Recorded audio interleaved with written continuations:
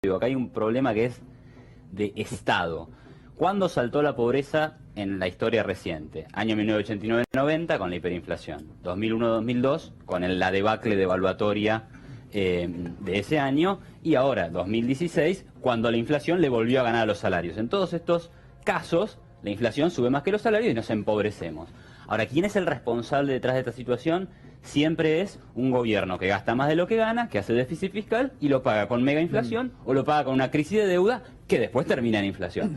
Entonces, lo que hay que resolver es este ciclo de déficit y crisis para tener una economía estable y que vaya bajando. O sea, si no resolves eso, estas imágenes las vamos a seguir viendo. Perdón. Entonces, ¿es especulativo? No, sí. pero Los capitales que vinieron a ganar el 70% anual, el 80%, el 50%. Vinieron a ganar tasas que son desorbitantes. Separemos.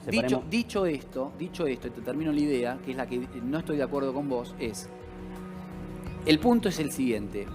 Frente a un supuesto modelo que dice que viene a terminar con eso, se termina un formato que hubo con respecto a lo financiero y va a lo que por ahí entienden que es el posible gobierno que venga que va a terminar con eso. Hay una especulación financiera, hay un montón de plata que vino para lo financiero, pero ¿qué vino a hacer esa plata? Esos fondos de dólares, dinero que venía para invertir a la Argentina. Vino a comprar deuda pública del gobierno. Correcto. Ahora, ¿para qué usa la plata el gobierno? Para financiar su gasto. Gasto Entonces, corriente. en definitiva, Es más grave.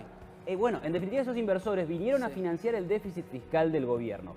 Pará. No lo pongamos. Los inversores vinieron por una tasa. El gobierno utilizó esa plata para utilizarlo en el gasto público. No es que vinieron porque son buenos. Che, ¿qué necesitan? ¿Financiar gasto público? Tomen, venimos y ponemos la plata. Vinieron a comprar deuda que pagaba tasas porque los títulos de la deuda argentina pagaban mucho más que los de Chile, que los de Brasil, que los de Paraguay. Sí. Y porque había cierta expectativa de que Macri iba a ordenar las cosas. Sí, tengo que irme porque se me da el Te lo programa. cierro así. Pero cerrámelo. Eso se desmorona. En 2018 empiezan las dudas sobre si Macri va a pagar la deuda. Y en 2019 viene lo que vos decís. Un modelo que parecería decirle a la gente, a los inversores, no les voy a pagar la deuda. Bueno, listo, más vale que se van a ir, que se van a asustar, que van a vender los bonos. La tasa del riesgo país se va a disparar y la producción se va a ir al demonio. ¿En qué nos beneficiaban? Esa sería la pregunta. Estos inversores, no me cierran. Se financiaron el déficit fiscal. Me queda 40 minutos del programa, tengo ¿En dudas. qué nos beneficiaban? Esa sería la pregunta. Estos inversores, no me cierran. Se financiaron el déficit fiscal. Que ir. ¿Por qué llegamos a esa crisis? Porque el gobierno nunca corrigió lo más importante que había que corregir en esta economía, que era el desequilibrio fiscal. Es decir, que el gobierno gasta 100 y recauda 94. Ya está. Cuando vos tenés eso, o lo financiás con emisión, generando inflación de la cual la gente también se cansó en el año 2015 y le dijo que no a Cristina, por más que ahora aumentó más la inflación, por supuesto. Sí. O lo financiás con deuda. Y la pobreza también. Sí. Y si la deuda no la podés pagar, tenés una megacrisis que genera 2018, te genera perder las elecciones, que es una anécdota. Porque el punto importante es que creció la pobreza, que creció el desempleo y que cayó el salario. Por ahí en la superficie comercial, el supermercado, los que sufran este incremento del 90% de las tarifas de luz, deciden no trasladarlo al consumidor, absorberlo y empezar a regalar, después a regalar. Pero vos no podés trasladar. La nafta tampoco. Pero Alejandro, vos lo entendés. Vos no podés trasladar todos los precios. A ver, si trasladaras todos los precios, digamos, ninguna empresa quebraría jamás nunca. Digo, porque tenés costos, los pasás, siempre ganás, digamos, no se puede quebrar.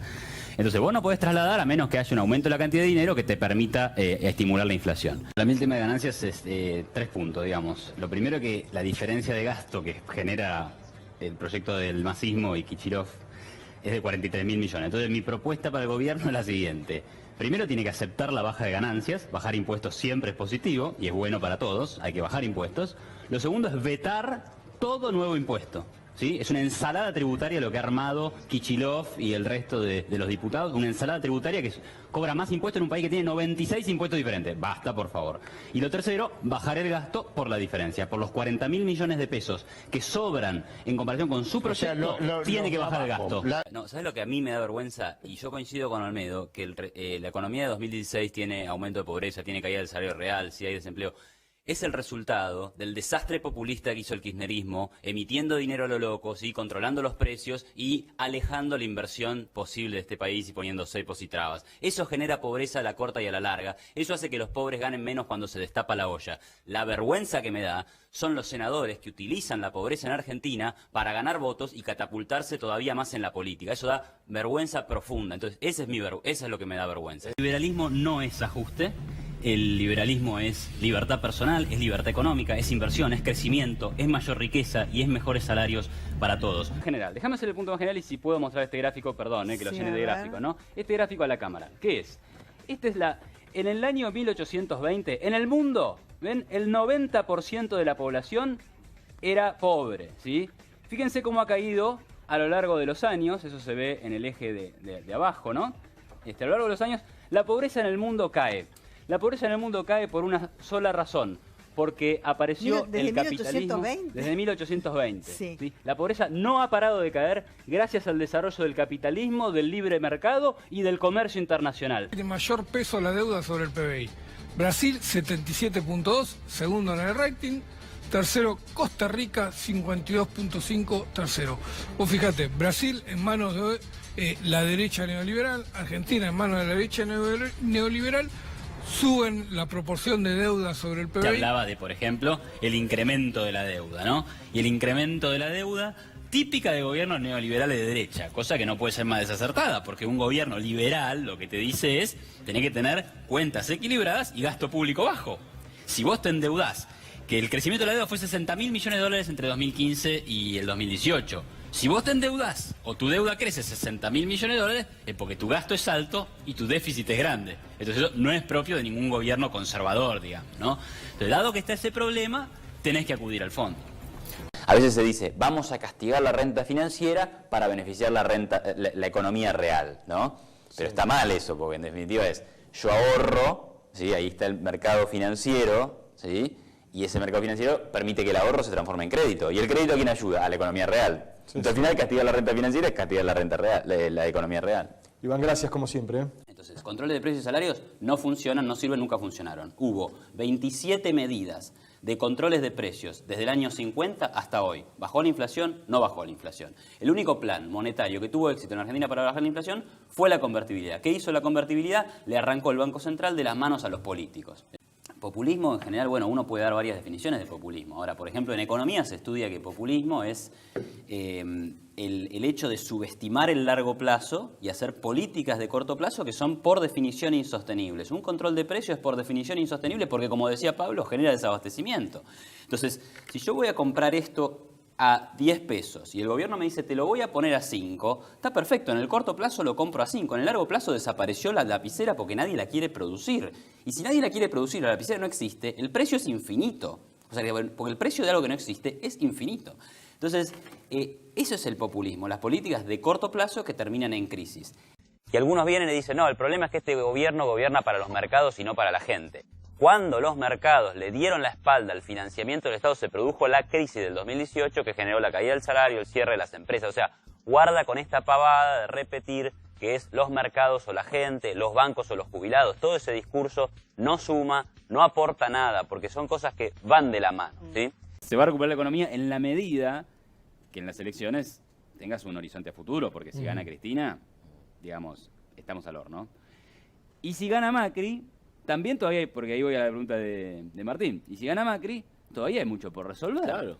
Porque hoy el riesgo país es 900 puntos. Entonces, si vos seguís con 900 puntos de riesgo país en 2021, cuando se acaba la plata del fondo y que empezás a tener que pagar, ¿cómo salís al mercado de deuda para refinanciar? Hay que tratar de levantar un poco más la cabeza y ver lo que hicieron los otros países desarrollados. Eso está bueno. Ahí está. Y los países desarrollados, el gasto público es muy alto, hay mucha presión impositiva, pero tiene una estructura impositiva progresiva. O sea, quienes más ingresos tienen, más pagan. Los de menores ingresos, por supuesto, pagan mucho menos. Hay que copiar ese sistema que además promueve el desarrollo productivo. Los países Los países ricos no llegaron a ricos por tener altos impuestos. Esto es como que uno diga, che, miralo a Marcelo Tinelli todo lo que gasta en la universidad de sus hijos, en el auto, etcétera. Ah, vamos a gastar en el auto para ser tan rico como Marcelo Tinelli. No, la cosa es al revés. Pero vayamos a Como está todo, ¿sabes qué pasa? Cadena, ¿no? Pero ¿cómo se reactiva esto? Con generar dinero para que haya consumo. Generar dinero para que haya consumo. El tema de esto se resuelve con plata en el bolsillo. El punto es de dónde va a salir esa plata, supuesto, ¿no? bueno. Porque este es el gran problema. Para el consumo, por ejemplo, claro, vamos a aumentar el consumo poniendo plata en el bolsillo. Imagínate que la imprimimos desde el Banco Central. No. Vamos a más inflación, ¿sí? No. Digamos, poner plata en el bolsillo de la gente. La gente en Venezuela tiene un montón de plata en el bolsillo, pero la tira a la basura, porque no le sirve para nada. Claro, entonces, hay que tener cuidado porque, digamos, hay que entender de dónde sale la plata. Y después Primero, vamos a ponerle plata en el bolsillo de la gente. ¿Qué plata? No sé, ¿la va a poner la Baña, la plata? Perfecto, que la ponga él, que Durán Barba dice lo mismo. La puede poner ahora. La puede poner ahora si Durán tiene Barba ganas. dice lo mismo. Bueno, que la ponga Durán Barba, porque plata no hay, porque estamos quebrados como país. Y contestar a una idea que da vuelta por el aire, especialmente por quien es mi contraparte circunstancial en este debate, que es la idea de no tenemos que pensar en el ajuste, sino en el crecimiento. Y a mí me parece que, bueno, a ver, digamos, si yo te digo que Boca para ganarle a River en el próximo partido tiene que hacer goles, y sí, claro, casi que me estás repitiendo el reglamento del fútbol. Es decir, un equipo gana cuando hace goles, siempre y cuando el otro equipo no haga la misma cantidad o mayor, ¿no? Entonces, el tema es que hay que ver cómo haces los goles.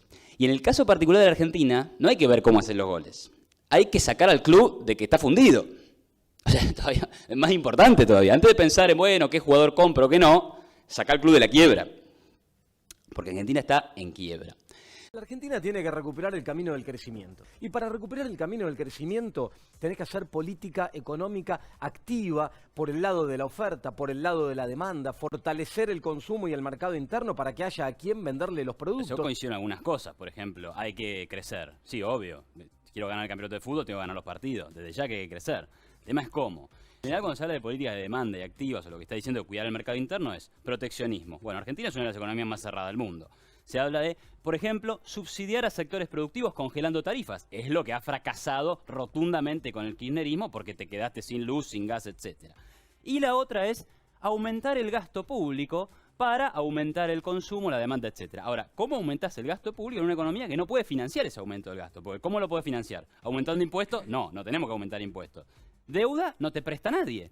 Y emisión monetaria creo que sería una absoluta locura e irresponsabilidad proponer que el Banco Central financie el gasto público en una economía con esta nivel de inflación. Lo que te puedo asegurar es que va a haber una política de administración responsable de las divisas. ¿Para qué vamos a usar los dólares los argentinos? En primer lugar, para reactivar la economía. Fíjate lo que dice él. Los argentinos vamos a usar los dólares para lo que yo digo. Es una arrogancia absoluta y es la misma arrogancia que mostraba Mercedes Marcó del Pont cuando defendía las restricciones cambiarias y ahora vuelve al ataque diciendo que hay que desdolarizar la economía. Pero cuando dicen desdolarizar la economía dicen, si la nafta vale $1 en el mundo, acá tiene que valer menos porque tiene que valer en pesos. Si las tarifas valen tanto, acá tiene que valer en pesos. ¿Sabes cómo se llama eso? Control de precios. ¿Y qué pasa? Te quedas sin producto. Es cierto lo que dice Carrino. Si no tenés ahorro en pesos y no querés endeudarte afuera y no querés achicar el déficit fiscal, tenés que emitir. No, tenés que crecer, tenés que cambiar las bases de este modelo económico y empezar a crecer. Porque hay que explicarle a la gente que cada vez que Iván dice hay que reducir el déficit, en realidad lo que quiere hacer es bajar salarios, suprimir empleados públicos, suprimir salarios de los docentes, de los empleados de la salud. De hecho, el gasto en salud y el gasto en educación es 15% del PBI. Así que, por mí, baja todo lo demás gasto y deja salud, educación y seguridad. Tenés 20% del PBI. Y el resto lo privatizamos. Somos mejores que Estados Unidos. ¿Lo privatizamos el resto? Bueno, sí, habría que discutirlo, digamos, no tengo problemas con eso. ¿Qué tenés? Hay más precio, ya hizo el trabajo sucio Macri y Alberto tiene mucho menos por ajustar. Entonces, en ese sentido, ¿cuál es una herencia mejor? mejor. ¿El trabajo sucio cuál es? El de El trabajo resolver. sucio es permitirle a los tipos que producen la energía producirla, porque si vos si no tienen precio para vender su producto, tienen precios menores que los costos, van a la quiebra. Entonces se te van del país, entonces no producen. O se va la inversión y se rompen los cables, no hay gas. Ya la vivimos. Yo le pregunto a Guido, cuando vos decís nacionalizar, estás hablando de estatizar, ¿verdad? No bajo este estado.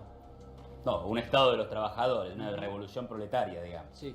Bueno, o sea que tendría al banco, a toda la banca estatizada, a todas las empresas de servicio público y transporte estatizada. ¿Hay algo que le queda al sector privado?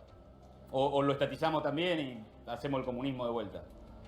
Bueno, yo soy del Partido Obrero, del Frente de Izquierda. O sea que proponen el comunismo, digamos.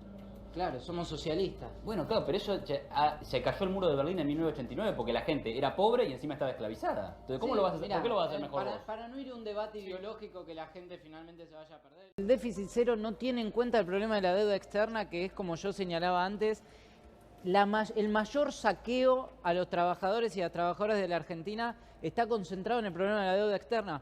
El Frente de Izquierda en este sentido tiene un programa muy claro. Sí. La ruptura con el FMI y nacionalizar la banca para poder desarrollar industrialmente a este país. Pero lo que propone Guido es inviable. Déjame que te diga muy sencillamente por qué. O sea, vos no le pagás al Fondo Monetario Internacional, rompés con el fondo.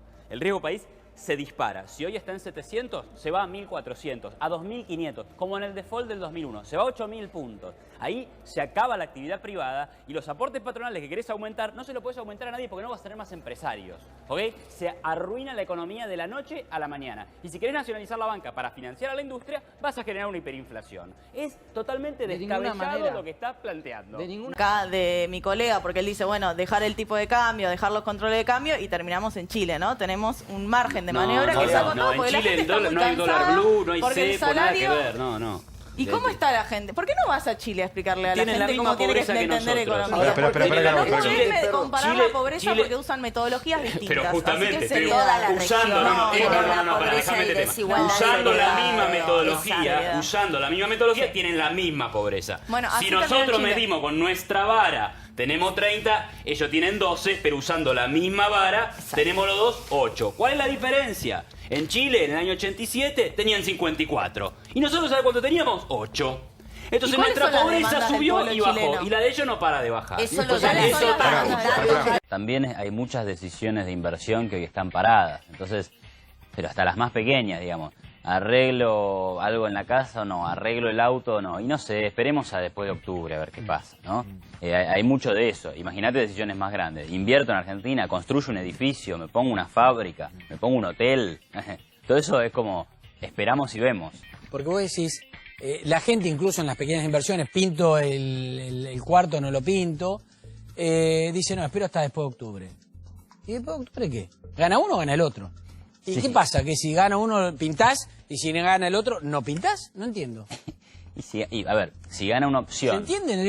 No, pero si gana una opción que sea, digamos, no sé, poner la peor opción posible. No sé, viene Nicolás del Caño. Sí. Viene Nicolás del Caño. Pobre Nicolás del Caño. Ahora, la peor opción posible. Pero si viene Nicolás del Caño, ibas a arreglar el cuarto y empezás a decir, no, a ver, voy a sacar pasaporte italiano. Sí. Te va al país, ¿entendés? Bueno, lo mismo.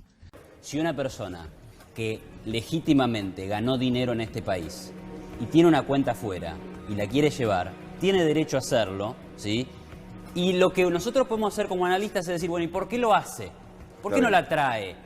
¿No la trae porque es malo, porque odia a la Argentina, porque quiere jorobar a otros? No, no la trae porque tiene miedo de que se la saquen.